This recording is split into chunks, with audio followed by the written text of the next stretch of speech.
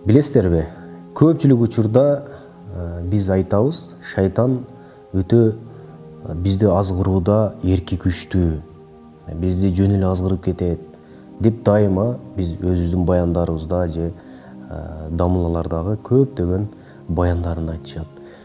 Шайтан эрки күчтүү, бизди жөн эле азгырып кетет, ошол үчүн андан паана телеп жашайлы, ага дуа кылып жашайлы. Ошол Аллах Таала бизди шайтандын азгырыгынан сактасын деп биз дагы бүт баары ушундай баянын маселесин айтат.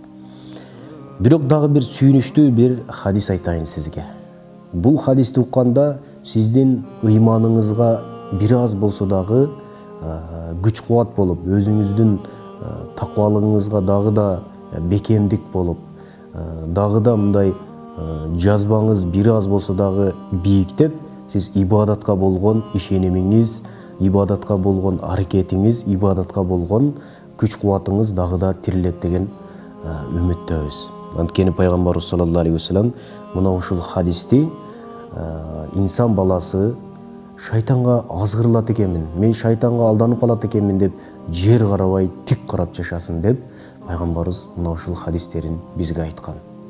Албетте, шайтан азгырып кетет, түз жолдо жүргүлө, ага азгырылбагыла деп дагы хадис айткан. Бирок мына ушундай эрки күчтүү адамдар дагы бар. Ушундай ыйманы бекем адамдар дагы бар, шайтандын шаштысын алат деди. Мына ушул тууралуу пайгамбарыбыз саллаллаху алейхи вассалам өзүнүн куттуу хадисинде мындай деп айтат. Иннал му'мина ла юнзи шаятинаху кама юнзи ахадукум ба'ираху фис сафар. Момун мусулман адам сапарда жүргөндө өзүнүн төөсүн кандай кыйнаса, шайтанды дагы ушундай кыйнайт дейди. Сапарда жүрүп момун мусулман төөсүнүн кандай шаштысын алган сыяктуу, шайтандын дагы шаштысын алат деди. Муну кандай түшүнөбүз? Мисалы, бир адам төө десек, мисалы биздин чөйрөгө бир аз алысыраак, ошол үчүн бул араб чөлкөмүндө айтылгандыктан төө деп айтылат.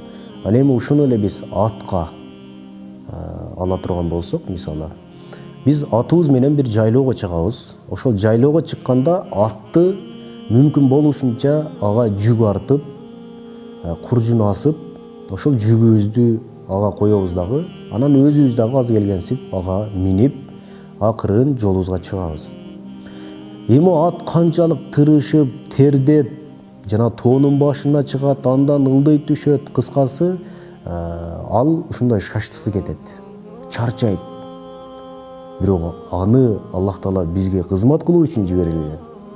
Ошол үчүн биз ага мүмкүн болушунча кызмат кылдырабыз, ошону колдонобуз. Бирок ошол сапарда жүрүп биз атты чарчаткан сыяктуу кээ бирки мусулман адамдар бар дейт, момун мусулман бар дейт, шайтанды дагы ошентип кыйнап коет деди. Көрдүңүзбү?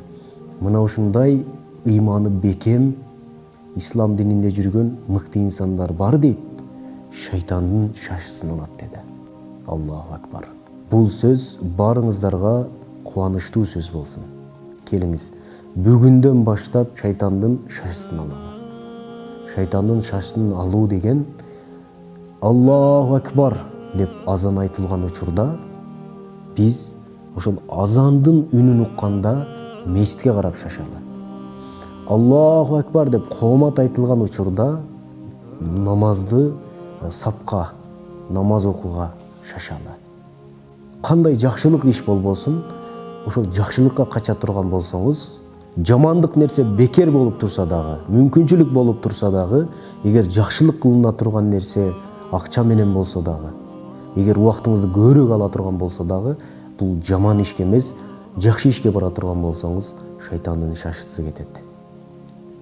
Деги эле ошол жаман делген жолдон жакшы жолго кайтыңыз, шайтан дайыма бизден шаштысы кетсин. Ассаламу алейкум ва рахматуллахи ва баракатух.